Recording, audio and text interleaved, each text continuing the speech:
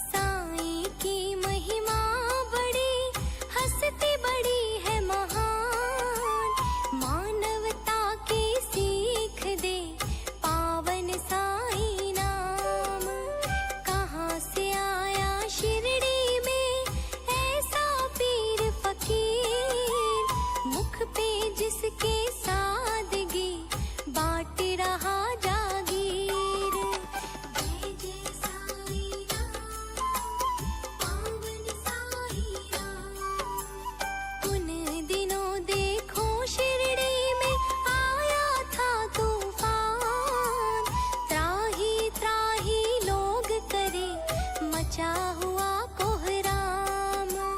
घर उजड़े तूफान से मरते जाते लोग, चारों तरफ था व्याप रहा दुख संकट और रोग। जय जय साईं राम, पावन साईं राम।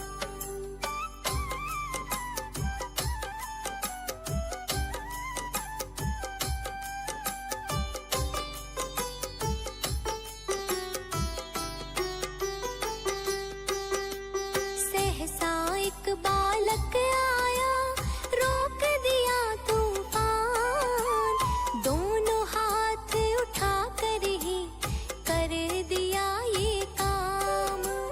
देख रहे थे लोग सभी चकित हुए हैरान, बालक